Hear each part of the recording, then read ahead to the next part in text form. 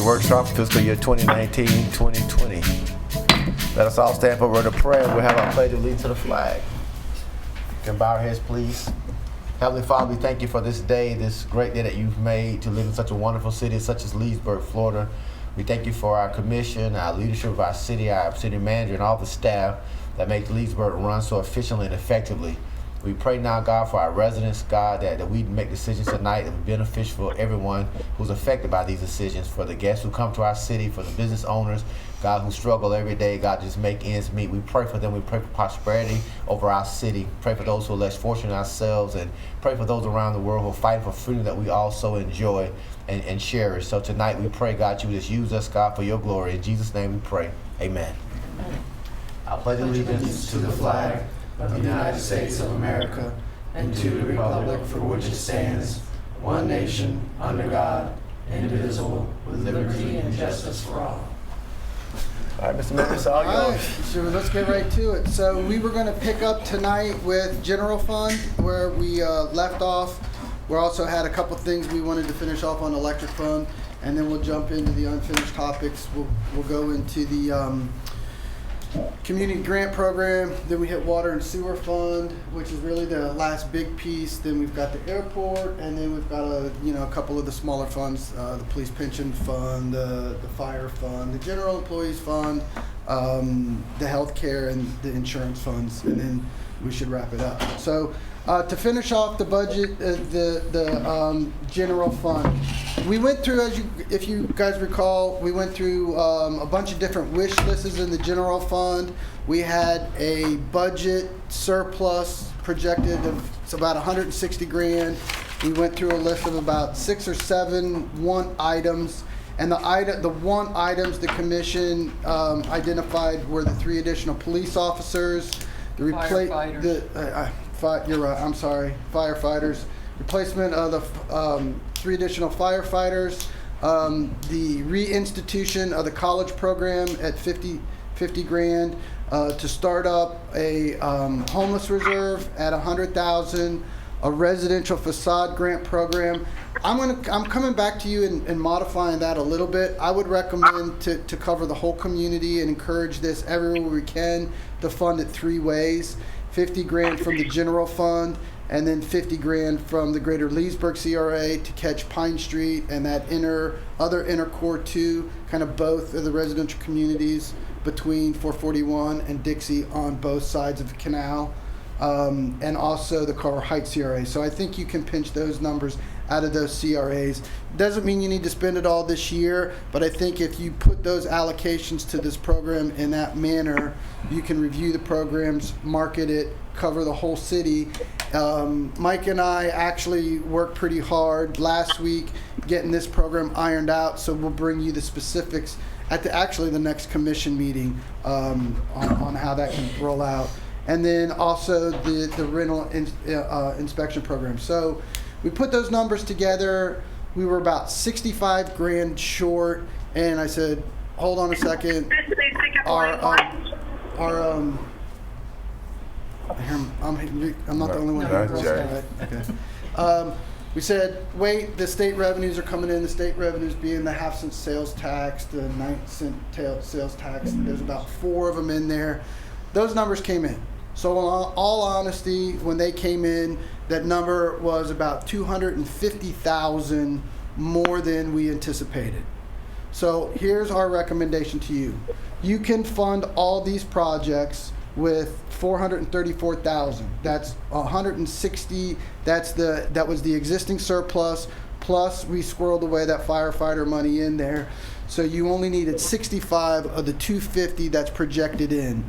We are recommending that you go ahead and fund these with that modification to the state revenues.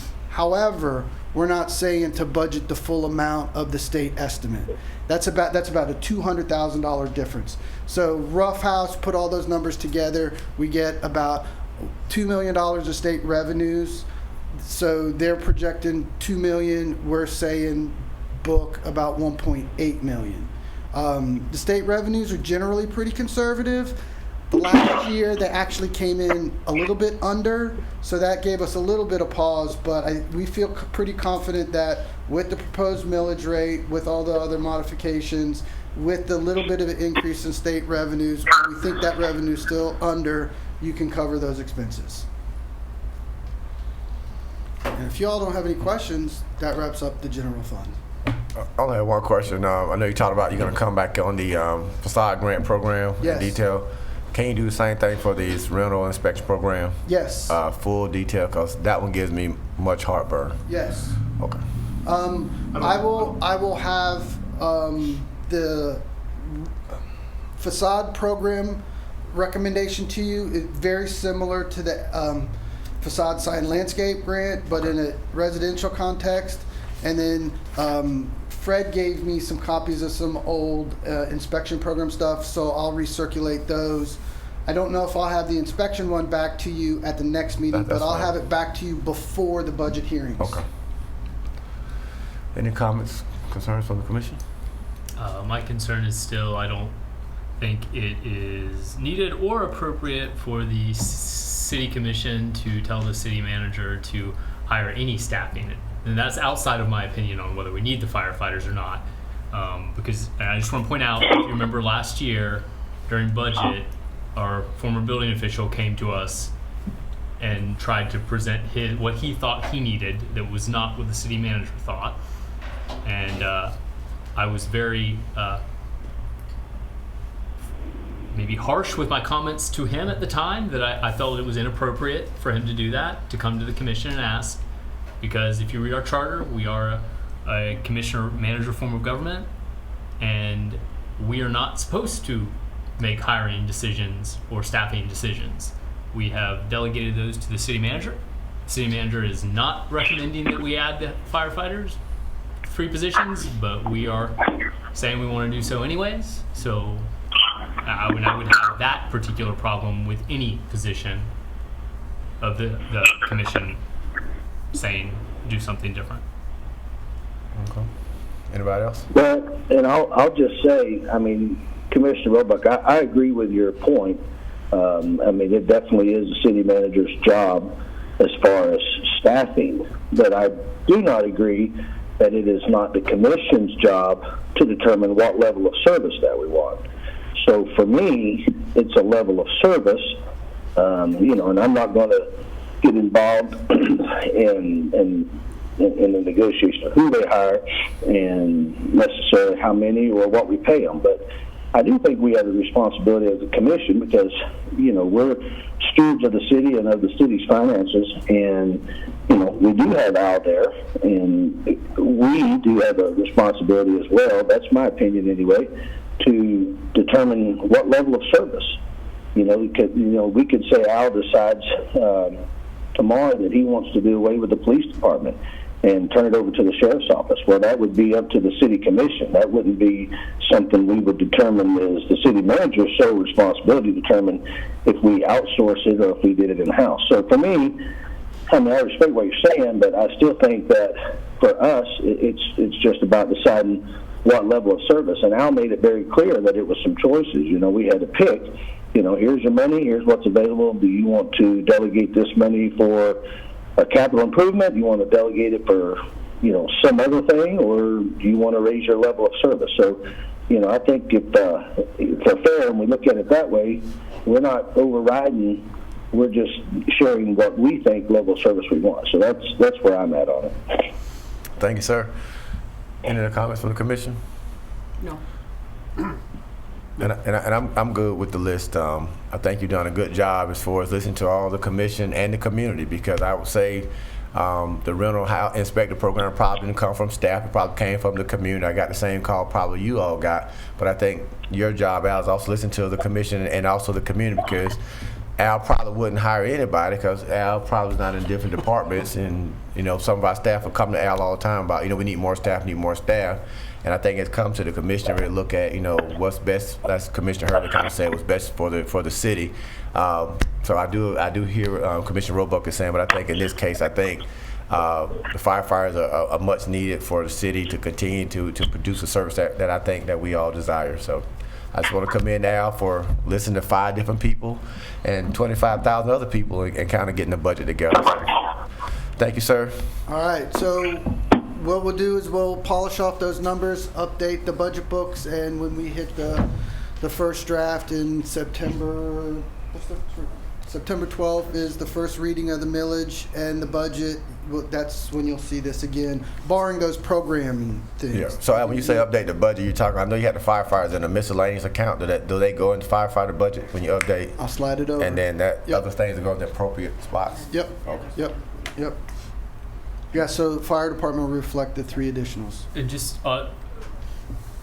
the money we cut from capital improvements for the marina, that will just stay there for future capital improvements. Okay. Right. And I want to hit that with you in a little bit. Okay. That was like, what, 1.5 million? So speaking of which, I just wanted to, we had lots of discussion on capital improvements, so I just wanted to run down and iron this one out real quick. So we talked about restarting the resurfacing projects. We talked about the Beverly Shores project. We talked about the re-roofing different spots in town, adding at the Carney Williams playground. We talked about that. Talked about the Susan Street master plan. We talked about the teen center. Special note on the teen center, that comes from the excess capital money that we have. We talked about some public restroom improvements. We talked about Venetian Phase 4, had a lot of discussion on the marina, and the consensus from the commission was, let's focus on doing slips. So we carved out another $500,000 from that capital war chest, if you will, for that. We talked about improvements at Sleepy Hollow, from irrigation to the concession stand to the playground, ADA compliance, which was typical stuff. And then the other big one was the additional money for the pool. That's a war chest expenditure, and then rails to trails. So that pretty much rounded out the capital projects. And then back to Commissioner Roebuck's point, just to the pay-as-you-go plan, the war chest. So with those improvements, this chart is you've allocated your general fund balance is estimated there. We recommend you keep it here. That gives you this much cash. So you were sitting on 7.4 million. This budget spent 3.5 of it, so you're still sitting on about 3.9 for future projects to be determined. One question. I thought we had 100,000 in there for the boat club. I think you guys decided not to do the boat I club. said we were talking about maybe like 50, and he said don't put it in the budget.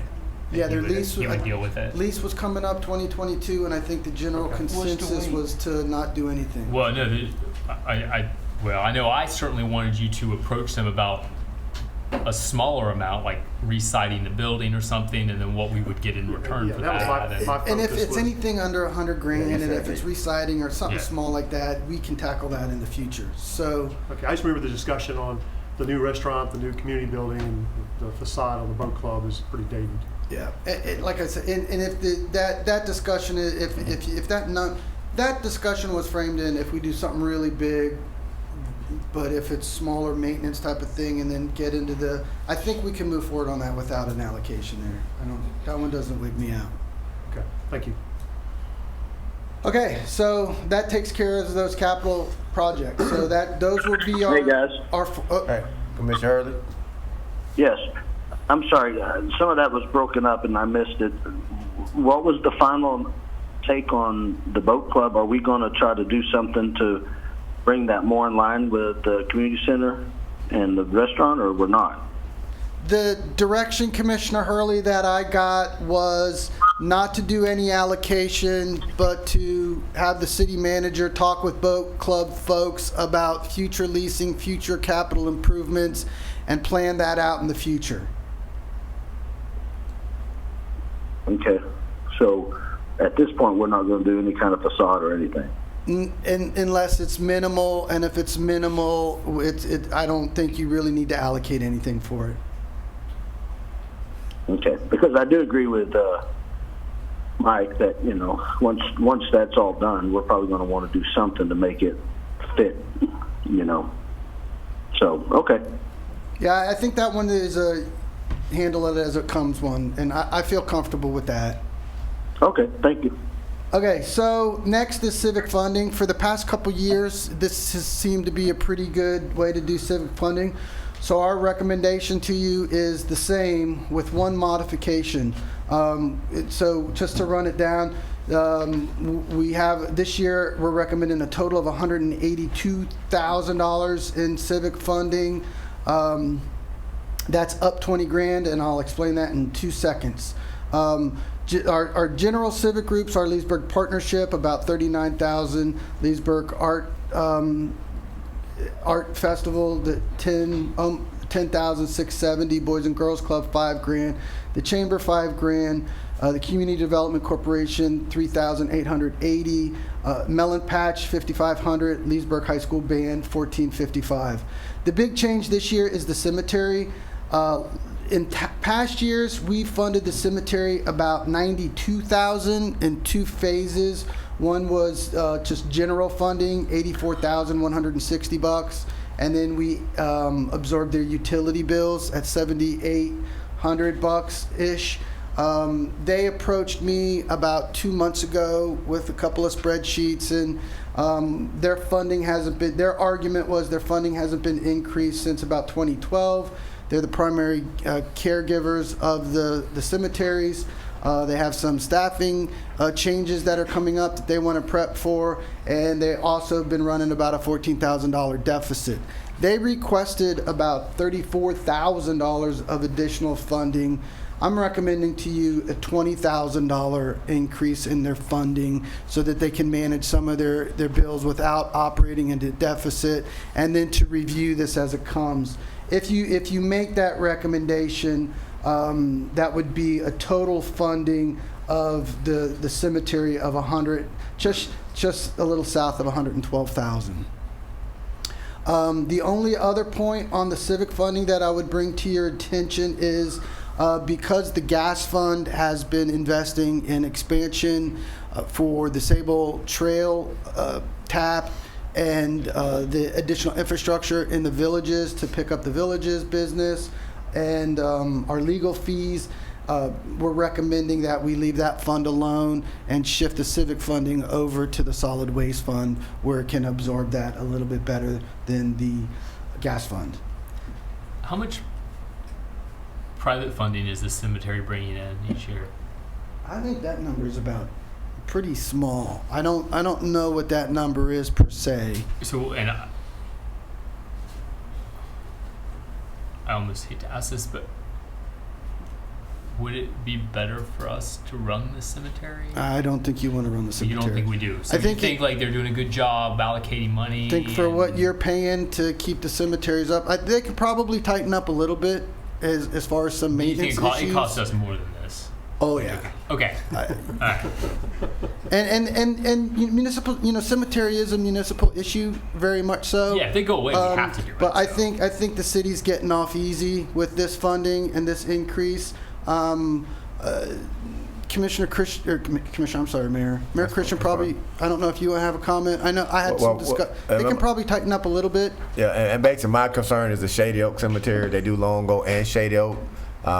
Shady Oak is always kind of the stepchild. It's always, the gate's always dirty. It's blah as compared to Long Oak. So my concern is, $20,000 more, and they're still not maintaining. And this is a conversation ever since I've been on the commission we've had before the commission. Some of the veterans, African American veterans, would come and say it's not being maintained. So this conversation always comes up. So it kind of grieves me that it has come up again when they're asking for more money. So, and I don't want our staff to micromanage, but I think, to meet with the city manager should be a plan before we vote on the budgets. How you're going to make sure that the other cemetery is kept to a level of standard that we're actually giving more money to. And that's just my only concern. And it's been a level of discussion for at least 15 to 20 years since I've been coming to city council that one cemetery is not being maintained properly. I know it doesn't have a lot of plots, but it can make money on it. But I think the additional funding, some pressure washing, some tree trimming, some proper grass cutting could be done to make it look better. So, that's just my comment. I hope when you sit down and talk that's kind of relayed and they can update you on a regular basis on what they are doing to kind of, bring it up to par. Very much so. My suggestion would be to give them this level of additional funding. I'll have a chit chat about maintenance levels, and then when this comes back around next year, we'll reevaluate. Thank you, sir. And something else we could do. I mean, I don't think it'd be hard, and I don't think it'd be difficult to get people in the community to come together once or twice a year to help out with stuff like that. I mean, I would go trim trees or pressure wash the gate or something like that. So it may behoove them to, if it's not being able to be done financially, then maybe they should reach out to some of the community, as much volunteers as we have in Leesburg. And we could probably assist in getting a lot of that done, because both of them should be on the same playing field. Good idea. Thank you, Mr. Hurley. Elise, Yes.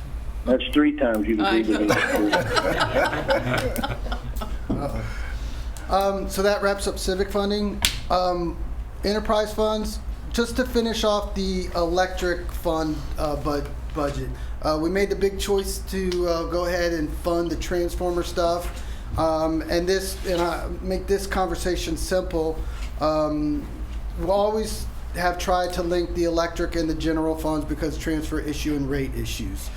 So the brief conversation that I think went between Commissioners Roebuck and Hurley was the fact that the electric fund did come to you with a negative balance of $332,000. I didn't consider that a big number. But then we got into the discussion of transfer and rate issues, and there was this 78-cent reduction in electric rate to come up with an equivalent tax deduction. Commissioner Hurley put the olive branch out there of go ahead and reduce that 78 cents anyway. How much is that going to cost us?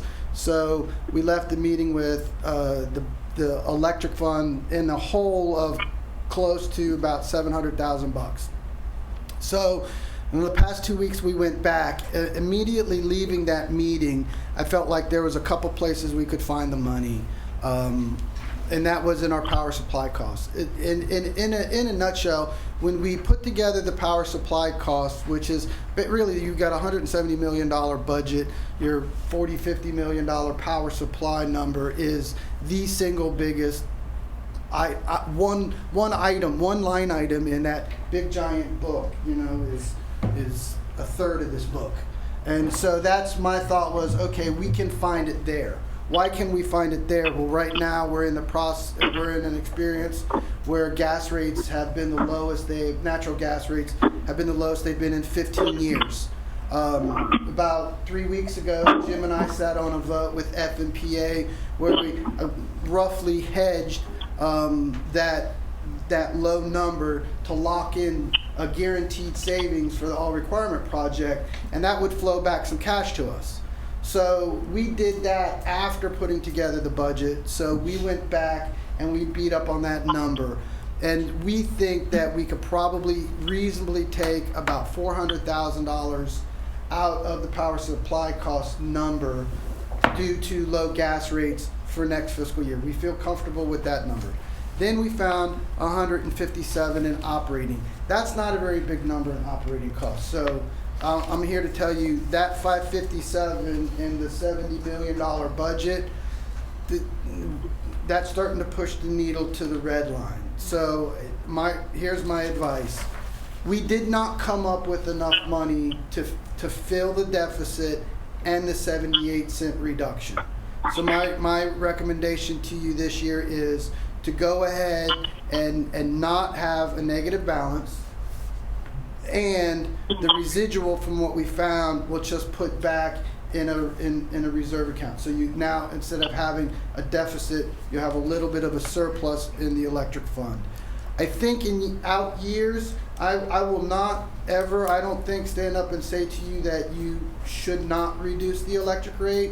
I think right now we're doing good with power costs, so hopefully as those experiences and gas, if it stays as low as it's predicted to, the power cost adjustment that we just did will stay in place longer than we hope. Maybe even we get to trim it up a little bit more. But the other side of that equation as well is that those more fixed costs from F and PA are slowly going to start to decrease too, with retirement of some debt and these type of things. So I think our wholesale number out in the future will start to reduce. So that's going to help us revisit this. But unfortunately this year, I don't think we're in a position to offer an electric base rate reduction unless you guys want to go back and visit the general fund. And so I didn't hear the majority of the commission say that. So the good news is I think we move forward without a deficit.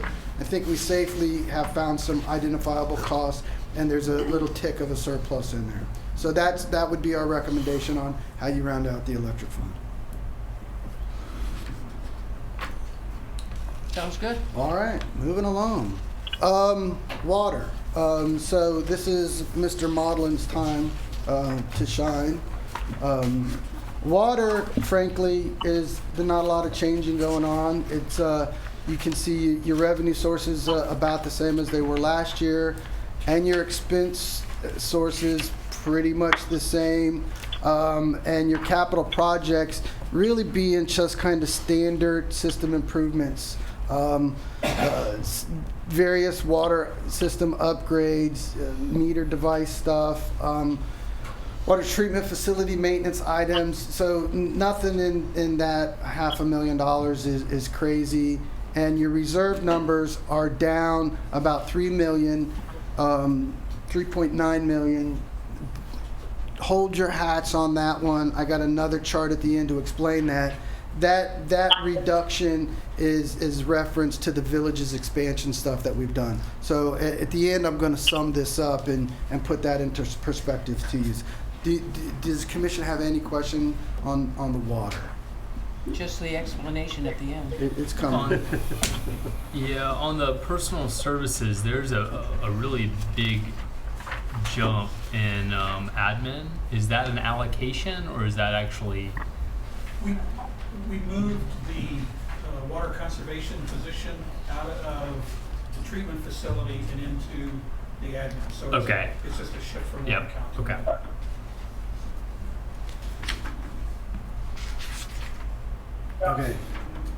Okay. On wastewater, a little bit more complicated. Most of your operation and personnel things, those are all pretty duplicative. However, and note this note here, 3.7 villages proceeds for capacity revenue. We'll get to that number too. That's part of the explanation that you're waiting on, Commissioner Dennison. But pretty much these expenses are the same. The big things that I would bring your attention to in this are our reserve levels there are reasonable. We'll come back to that. But the Could you go back? What was the spray field? Where did we work at? Remember, we've closed down the spray Okay. field because Did we have that's to the move that village's anywhere property. else? Right. Yeah, that's part of the explanation coming up. Okay, we're getting Do I there. need another cup of coffee? I don't know, as long as you use the orange pod. And your graph looks good there. I want to come back to that too. But these numbers here, all very typical water or sewer expenses, fixing lines that are under buildings, lift station repairs. These numbers here is typical. So you've got about $1 million of typical stuff that we do every year, which I would say doesn't move the needle. The big one is this. What's the big revenue increase in commercial class 3? That is the villages? It's the village's payment. That's the flow coming from the villages every day. Part of That's the every day. We're up right now a little over 600,000 gallons a day. Yeah, and that'll be a recurring revenue. That's Yes. not this one-time payment. That's correct. Okay. So let me jump to the explanation and then come back and then work it backwards to this. And there's a lot of moving pieces in water and sewer associated with the villages and associated with the 470 sales. So let me jump to this chart. this is a combined water and sewer charge. And in January, we spoke in different varying ways of the major revenues and the major expenses. Let me move, if I can move up here, I can read this a little better. Commissioner Hurley, can you still hear me? Yes. Okay, so we put together this chart, and we did it back in January when we first identified some issues, and then we updated it for the budget process. So we identified our major revenue sources or sources of cash, which is your water and sewer reserve above your 90-day requirement. So that these numbers represent how much money we had above the reserve requirement. Remember also, we will be getting a village's capacity payment of $9 million, which is paid to the city in basically 3 series of $3 million increments as they reach flow levels. So just run back to that agreement. We made an agreement with the villages to be their regional water supplier to fill up the capacity that we thought we had in the tank. And the deal was, you give us a capacity reservation fee of $9 million payable at increments as they bring in their 3 MGD, 3 million gallons a day, and you pay us that rate. Well, I think that was $278 per thousand. I think there's a base fee of $100 a month plus $278, and that number at capacity would be somewhere around $1.5 million. So that number's not in here. What is in here is this capacity number. So this is money that's due to the city. The next you had was we netted $4.1 million from the sale of the 470 property. My hope was to take this money out and put it in special projects. About a year ago, I said, nah, don't do that. We need to keep it in. We'll explain why. This is coming up to your explanation. And then you had impact fees and you had R&R. So we had a nice, healthy $31 million there. Okay, where were we going to spend it? We identified that to sell the property to the villages, and we had to move water, wastewater, and add in more pumps. And we also had to build the reuse line. All those things were the agreement, the infrastructure agreement that you did with the villages was an $8.8 million project. We also knew that we were going to have to increase the capacity, I call this the retrofit of the plant. It had a nameplate capacity of 4.5 MGD, but we really didn't have the ability to get there, so we had to make the modifications. And this was the number how we backed into the capacity payment. And so we thought that number was going to be about $9 million. We also had the 441 widening project on our minds, so that when the state came back through and said we're going to widen 441 between Newell Hill and Perkins, that project to move the water and sewer infrastructure, we've estimated at $5 million for construction. We've also peeled off, DC, what, that about $1 million or $1.2 million for design. Yeah, it's about a half. And that's already stashed away that we've been working on design. These projects, the 470 project, the Turnpike Capacity project, have to do, gonna do when the state says do it, which is the next 3 to 5 years. Don't know what's gonna happen on the next big one. So this is why when we get to that bad number, we don't know what's at. Eventually, we think that we're gonna need to expand the Turnpike treatment capability from 4.5 million up to, if I'm doing my math right, it's 6. And so that would be an increment of 1.5 MGD. When we did this, we thought building that additional expansion was going to be about $8 million. So when we added up these numbers, we thought, we're looking pretty good. We've got the cash. This is Commissioner Roebuck. We had a discussion on this publicly about should we issue debt. We came in and we did that resolution that earmarked these funds. So even though we were spending them in cash, if we started running short on cash, we could go back and repay ourselves with proceeds numbers for this just to financially protect ourselves. But we look like this is floating pretty good. But I highlighted this number because there is a question on whether this is needed, whether we need to go to 1.5 MGD, And I think there's also a question on how we pay for it.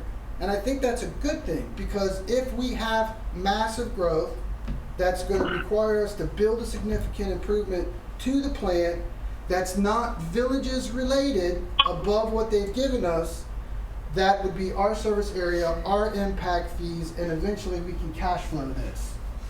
So maybe we don't need these funds. That's to brace you for the bad. So 6 months has transpired. Here's where we're at. Here's where your reserve levels are at. This is Commissioner Dennison, the decline in the water that you Okay. see. Right now, our projection is 3.1 for water versus the 5.6. Right. So this reduced because we're paying for this project. But, sorry.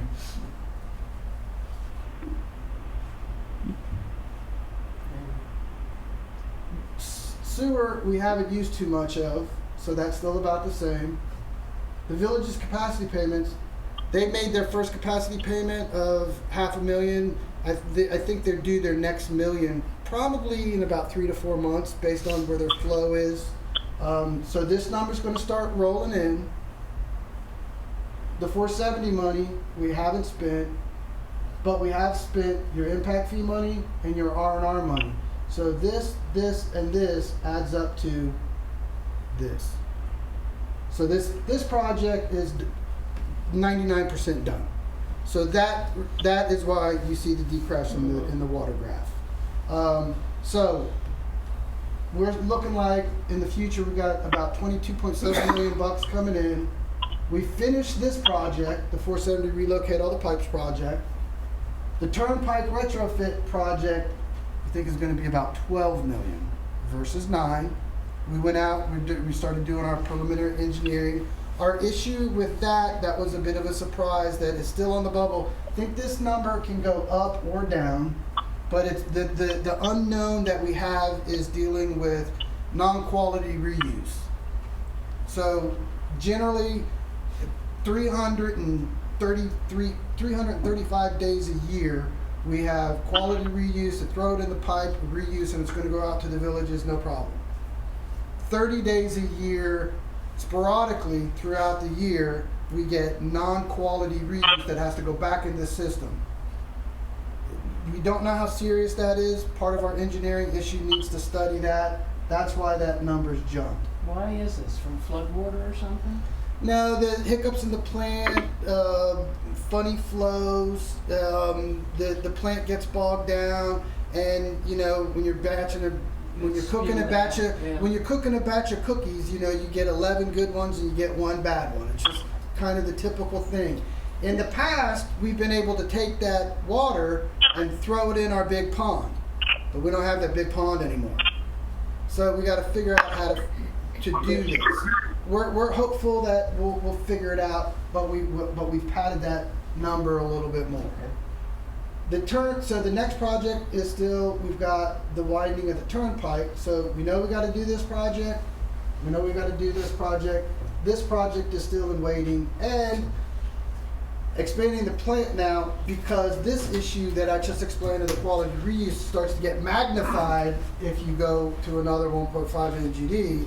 So now my cost to build new tanks and expand the plant increases further. So instead of 8 million, that might be 15 million. But again, this is the wild card. So when you add up these projects sitting on 22.7 million and I'm in the whole 9.3, that 9.3 is that 15 million, is this expansion. So let's talk about time now to roll this into detail. Time is important because this project is done. The turnpike plant is scheduled to be done July 2021. We're now off in design. We'll bring back finished design. We'll go off to procurement. We hope to be in procurement to make these improvements October, November. That contract comes back to you. We'll have final bid costs. We'll be able to compare it to that. Then we go off to build the plant, retrofit. Our hope is to get the retrofit done by July 2021. By July 2021, we anticipate the village's flow to be about 1.5 MGD. We need to get the plant to be able to accept 3.0 MGD. I think that their estimate on that is probably 25, 26-ish when they hit that full capacity. That spread is important because that relates to this. By 2021, 22, 23 timeframe, making this retrograde based on our current growth pattern, including the villages, we're set. So we don't have to quite worry about this ugly number yet. But from today, July 19 to 2-3 years from now, July 2022, the growth patterns are going to start to emerge. The new subdivisions that you all have looked at, like Denham Village, like Tierra Oaks, and you can rattle them off. If those things, and everybody kicking the tires, who's been kicking the tires, will know in 2 to 3 years and still have time to react that we'll need a plant expansion. And our estimate at this time is if we have that non-villages growth, we'll be able to react to that and then fill the gap with impact fees. Oh, so what is the total additional wastewater revenue from the villages at once they hit the peak number? It's like 150 grand this year. But. It'd be 3 million. It's going to be monthly, so it's going to be 3 mg a day. So it's 3 times 30 times 12 divided by 1,000 times 275. Right now, Brandy. Right, something like that. With the calculator. It's a couple of million. It's a couple million. I mean, so It's and that's just treatment. yeah, I know. That's what I'm getting. Treatment. So right now, we're netting like 21% on our treatment facility. Is that like a really sustainable number? I think it is. Because if so, I want you to go get as much wastewater as you can, and we'll get you a 3 million gallon a day. Look, If you get that we- 21%. Expand. Frankly, we missed this capacity number a little bit. But it doesn't matter because We think we're going to be able to make it up. if you're making 21 cents on every dollar, you're talking about a couple $1 million. We should be able to make that up. You make that up in like 2 years. Our long-term problem is going to be how we get rid of the water with the reuse quality. What's my number? You're laughing. I think it's a little high, $1 million. I think we're probably more around 400, 500,000. A year? I will come back with that number. Can't break Well, it they're over. already paying I us think like that's- 150,000 a I think year. that's Remember, that's for the year. Yeah, 150,000 a year. It's 3 MGD a day. Yeah, crunch your numbers back, man. You're on camera, so we don't want you to throw out these bad numbers. so bring some accurate numbers back, DC and Al. We will. In any See what case, you started. You and Dan started. I just can't believe we make that much money treating wastewater. I know, right? I never pay attention because you got to go to the That's net $3 above million. before transfers. Look. It's 3 million. I can't let it go. Okay. You can't let it go. it's 3 million plus the $100 a month. So Yeah, it's 3 so Now million. you gonna make Plus- Dan miss the whole budget. He's gonna be trying to build more expansions. It's Yeah, 3 million. right, yeah. Did you hear that? It's 3 million. Okay. Okay, so that's like And- $600,000 a year. So we don't have it yet. This is why we Right. did the deal. But we don't need an expansion if we don't have it. The expansion becomes troublesome because we're going to have this quality use issue, reject issue. We've got some cards up our sleeves that we need to work with on DEP on how to get rid of it, if we need to get rid of it. And it depends on the growth patterns. The Villages is already talking to us again about an expansion of our plant.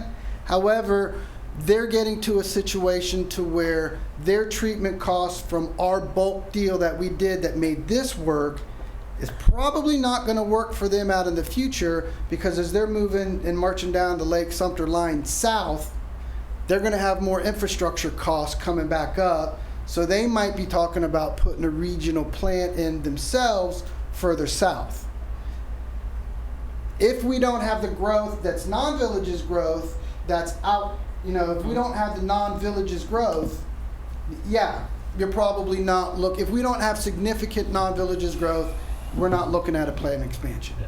But if we have villages growth and non-villages growth, probably 2025, you're going to be looking at a plant expansion. Yeah, but it pays for itself. It should.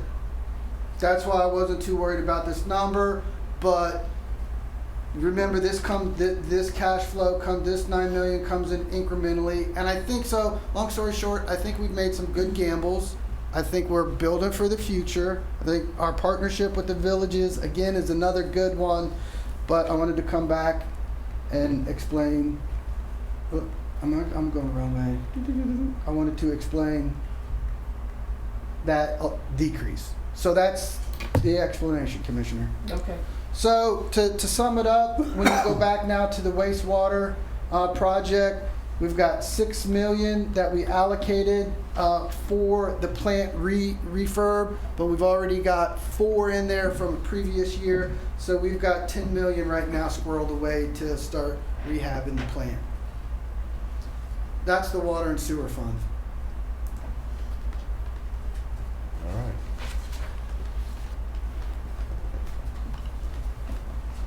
Help me, go to the next chart. My cash chart. Help me understand, we sold the 470 property, so we netted 4.1. Right. What's got me scratching my head is the 8.8 to relocate the infrastructure. Help me understand that. Okay, infrastructure was. I mean, I know what we had there, but We had water, sewer, and reuse lines going. Do you want to explain this? You can do this better. Well, it wasn't water. We had a reuse line that ran from the north pond to the south pond. The bulk in the future, the bulk of our reuse will be generated at the turnpike facility and have to go north. So construction of a new line from the turnpike facility north was, and that's a reuse line, was one leg of the work.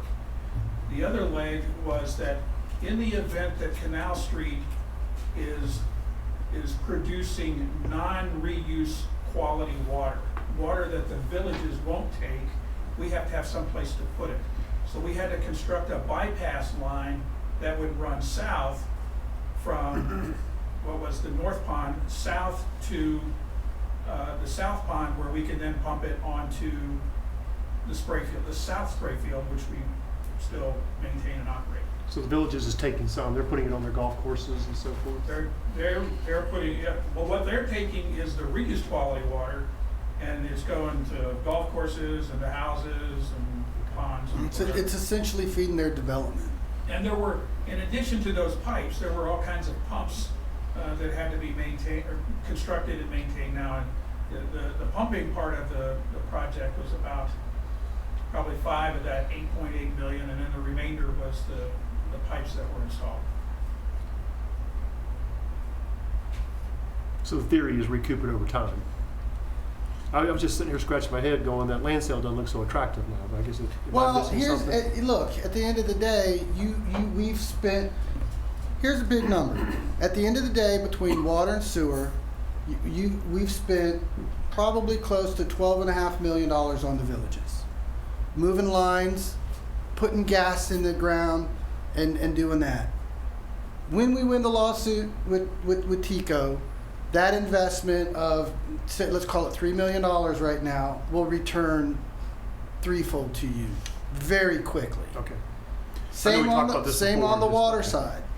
And remember, the other attractiveness of selling that property is that property sitting out there just being a spray field and a sludge dump area had no long-term taxable value to the city. So we've spent about $12 million, which we think is going to return to us, and we're going to have somewhere between $500 million to $750 million of taxable value on the 470 property. Okay. So I get that question all the time. Why did we undervalue the sale to the villages? Well, it's arguable about whether the $7,000 an acre was undervalued, but B, it's not about that dollar that you got for it now. It's about building your tax base by 30%. Yeah, I don't question the sale. I just, that 8.8 jumped out at me. But It you help jumps me. out at me all the time too. Okay, you help me understand. Maybe 10 years from now, we'll pat ourselves on the back. I hope sooner than that. I hope sooner than that. Okay. So that's water and sewer. Solid waste. No major changes in solid waste this year, except for the addition of the shift in the funds over there for community grant project. Any questions on solid waste?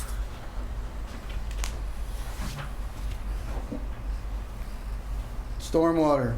Stormwater is pretty typical. Again, the only thing that I'll bring to your attention is our pond topic. We're squirreling away $500,000 of that to do different other dredging projects like we did on Lake Lorraine.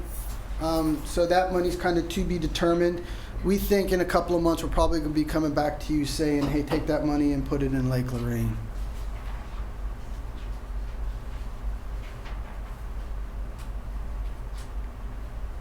Fleet service. Fleet service this year was the first year, I think, that we now go back to 100% funding. And in addition to our typical expenses, we've got about $2 million of vehicle purchases for your consideration. They start with the fuel site, $14,000, a new electric bucket truck, $270. The typical replacement of the police cars, $315,000. That's about 7 cars. Another fire engine, which goes into the rotation of about $500,000. A wastewater truck of about $202. 3 garbage trucks that total about $580. A backhoe, public works grounds mower, 1 recreational vehicle, and a partridge in a pear tree. All that to about $2 million. And then let me bring you back to the crazy. This is the graph of how we chart our expenses in fleet. Mr. Modlin will tell you we're crashing. I'll tell you we're doing all right. And the truth is probably somewhere in the middle. So here's what we do. The green line represents the reserve level of the fleet. Mind you, this reserve amount does not have a restriction on it as far as what level you should keep it at. This reserve amount is what you go to plus what each and every fund kicks in, and then you buy your equipment. And that's it. This is the lease pool that we've developed. So the green line represents the estimated balance. Estimated starts at this. All this is actual. All this is estimated. The green line represents balance. The red line indicates how much we buy each year. The blue line indicates the funding levels from all departments. So what you saw is back when we dropped this number back in 2014 for relief, and that was this is the number that we've talked about relative to 100% funding. This was 100% funding level. We dropped it by half because we weren't buying a lot of stuff and the balance was going up. So we said, let's cut ourselves a break on an annual basis, so we went to 50%. So then we started buying stuff. That number started coming down, and then we started increasing our fees again. And so now this number now represents the 100% number that this used to bring in relative to our expenses. So our pattern is, as that cash builds up, we'll drop our fee and kind of stop buying equipment, and then when times are good, we buy equipment. So I'm going to say that we're kind of hanging on in the fleet fund. Where does the money from the sale of the replaced vehicles go to? It goes back to the fleet fund. Where does that show on this chart? It shows in the green bar. So if we sell 5 trash trucks that are old and decrepit, Right. and we get $100,000 for it, pop, it's in the. Okay. It goes back in the green line. Gotcha. The solid waste, we're replacing a 2009 and 2010 or 2012 truck. That seems kind of early. Is it? 7 years. That's all you about the get? average. Really? Oh, yeah. And these things aren't worth refurbishing. We tried that on some, the push rods and the redone some of the Yeah. interior container things. Let's see which. Because the truck themselves, I mean, the truck engines, I can't imagine really the issue. Is it? Yeah, those are really hard miles. They're out every day, and it's it's like 50 feet stop, and then take off again for another 50 feet stop, Yeah. and it's high revs, low gear. It's a hard life. It's not the way you want to run your truck. No, Your that's car at home. that's a good point.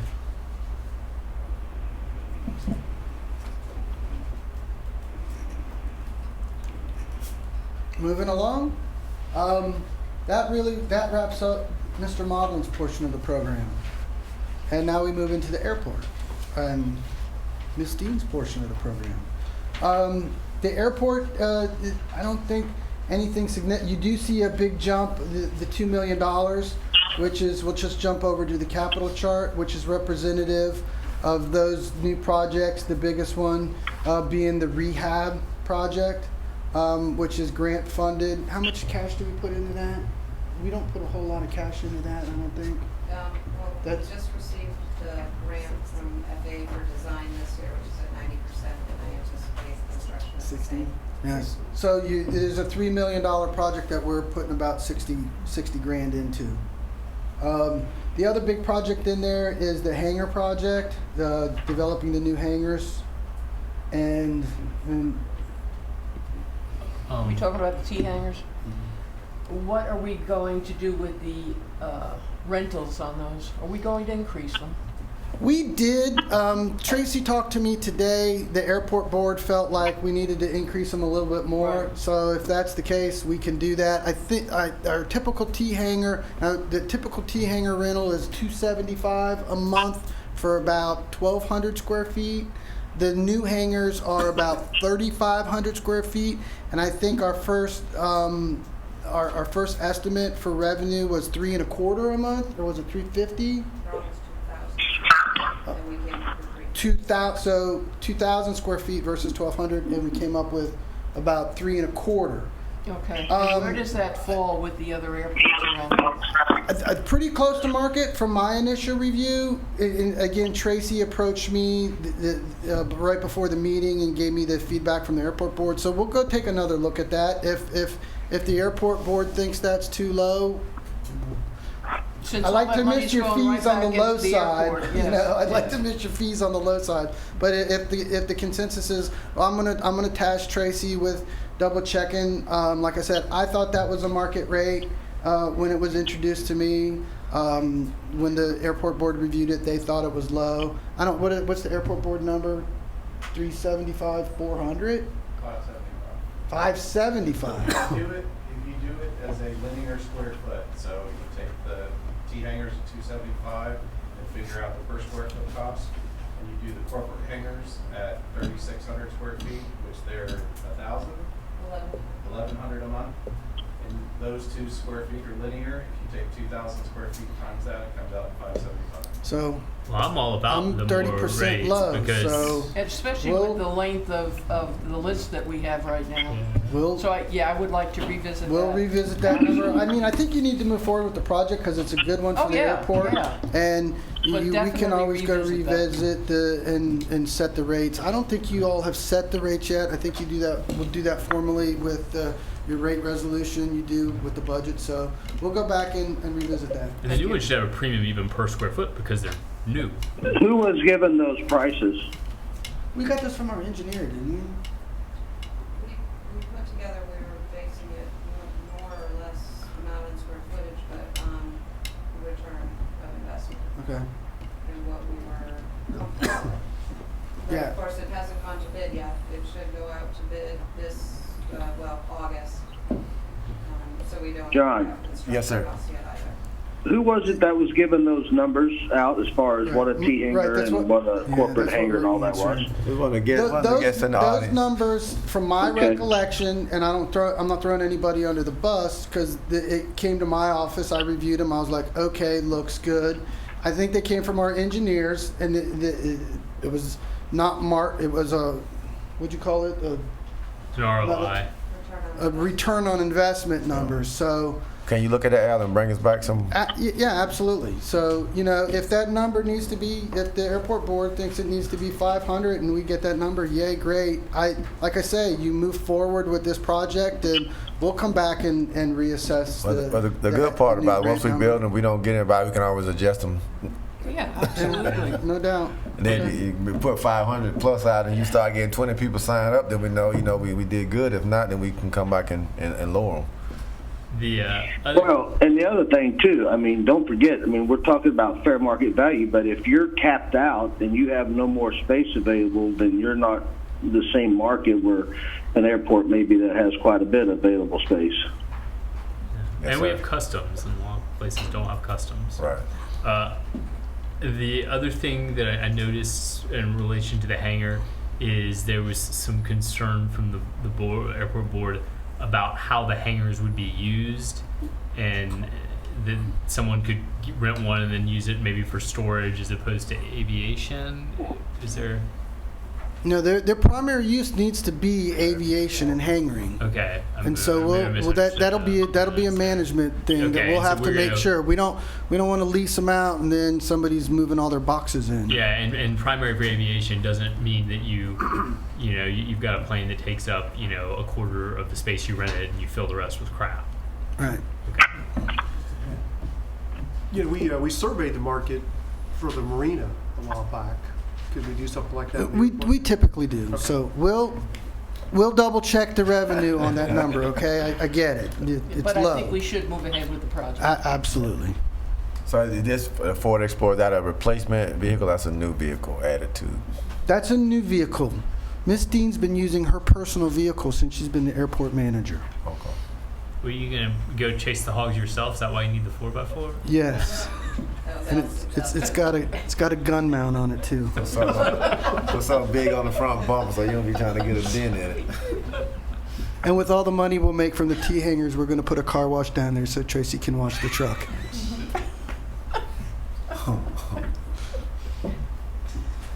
Any questions on the airport? All right. I'm sorry. What are we doing to upgrade the customs facility? We We do. Yeah, we got notice from customs that we had some deficiencies at the customs portion of the airport. So, Tracy. And that's maybe phase one. The project initially started that they wanted to upgrade some of the security aspects with door access readers and some shatterproof vestibules. Most of it was surrounded around, focusing on the security of the agent. It has since now morphed into a complete gut and remodel, which was feeling a little bait and switch, and I'm still in conversation with them, but the building was built in 2005 before standards ever existed. The CBP came out with a 2006, then a 12, now an 18 General Aviation Customs Facility Standards, and they would like us to now meet those standards. So with no room for expansion, I had asked for some flexibility and where we can, do things a little bit differently. And so we're still in conversation, but meanwhile, I figured I'd put something in the budget so that we can do this in phases if it does need to be a complete remodel. I've gotten a proposal from one of our engineerings under continuing services to perhaps do a design which would use the first quarter of that maybe, because the standards book is almost 300 pages. I've read about half of it, but again, because of our threat level and different things that I'm expecting them to come back and say we have a little bit of flexibility, but we're not there yet. So this is kind of a number that could grow or go down. I'm not sure. Well, good. I think that's. It's not good to make us do it, but I think it's important that we cooperate because that's important that we keep that there. We don't want to send our custom guys down the border or Right. anything. Yes, sir. Any other questions on the airplane? All right.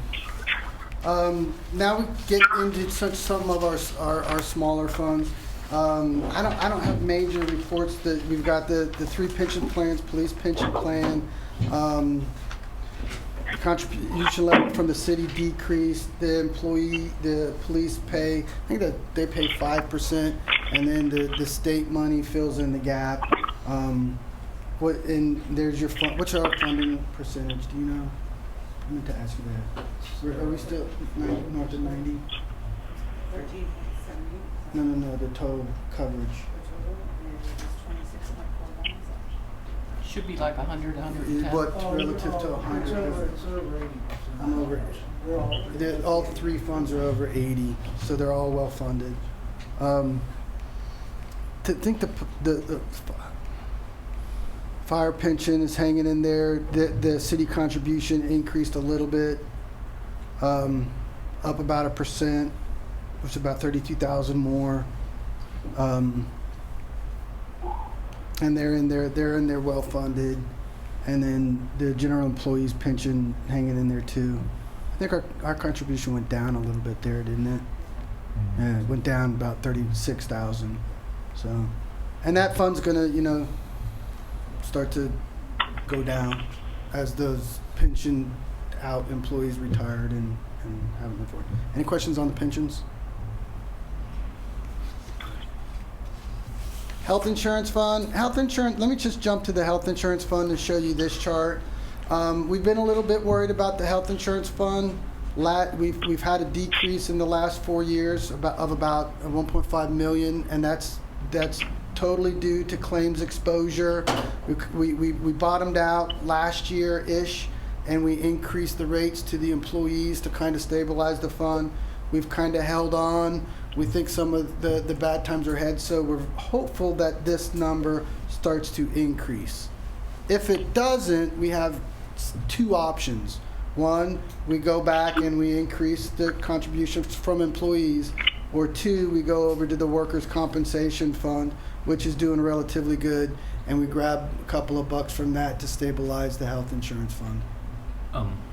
On health insurance, I was having a conversation with someone over at LRMC and some of the challenges with health insurance, and they mentioned that they've had them as well with increasing costs.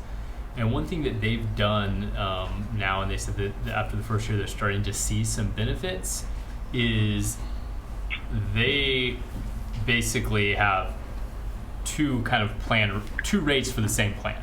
So they have the normal rate, but if you get that rate, then you're required during the year you have to get a flu shot, you have to get I think it's a lipid panel, and have your A1C level checked, which are all things that our clinic would do anyways. It's not like there's really a cost to it. And then, the city doesn't get the results. They just have a form you turn in and say, hey, I did this, I checked. That'll basically catch people with heart issues, diabetes, and then keep them from getting the flu, hopefully. But we do that. You do that. We do. Everybody who's on the plan is required to go get their HRA check. You got to do the blood draw. Well, I've never been told to submit anything. You've probably been missed. Okay. So those of you who, It's optional for commissioners. it's actually No, So just you're, told us, I mean, just well, that's the told us. thing. But if we're the truth be told, I missed mine last year. Right, and and so I'll yell at Melissa for that. it's something we should be enforcing. And in the hospital, if you don't do it that year, the next year you pay a higher rate. I think in this room Or maybe I don't pay attention to my deductions. Maybe you're charging me a higher rate, and I haven't noticed that either. we will yell at you. We do have an HRA program. I think I walked in. I'm going to say we've got about 99.9% of the people who do this that go to the HRA. Here's how this What's HRA? health risk assessment. Okay. So they take your blood, they check your cholesterol, they do all that stuff All right. to mitigate potential All right. problems. So we do this program. It came to my attention, I guess a couple months ago, because we had one participating member who didn't want to take their HRA. We ended up saying, go get your HRA done. So when that came to my attention, I was like, I haven't had my HRA. And yeah, I did. I missed last year. So those of you on the commission who are in our plan, we will make sure you get your HRA. I'm thinking I do for the one past outside 3 of years, your my clinic, guess is there's but probably I've never 3 been asked for it. people who are guilty of this. Me and you and Commissioner Hurley, I'm sure he's gotten his HRA. I don't got one. Oh, yeah. So there you. So it's just me and you, Dan. All right. But I got my That's- HRA this year. All right, so we're the cause of the graph. Yes. Right, what's coming? So moving along on the risk management side, not a whole lot to report there. That fund is kind of stable, and we're paying our bills. And then that brings you to the end of the proposed fiscal year 20 budget. I had one quick question on the fleet fund. How do we determine each individual department's contribution to the fleet fund? The depreciation of your vehicles over the value of your vehicle depreciated times the number of your vehicle, and then So you're setting Vehicle has an amount. we set a value based on the purchase based on the purchase price or replacement value. I think it's the Right. purchase price, but then you amortize it out. Yes. It's Purchase Yeah. purchase price over the value of the vehicle depreciated per vehicle per department. Okay. So question on that. I guess how often do we adjust those? You know, repurchase. The useful life, and then how do we handle it if one? So if for instance the solid waste buys one of these loaders, you've got a 7-year life. If that truck makes it to 9 years, do they not pay the fleet fund for the last 2 years? No, they still do. They still do. They still do. So it's okay. Which is an argument. But we've never gotten to that point because we reset everything right there in 2014. Our plan has been, once you've paid for your vehicle, we'll stop the lease payments.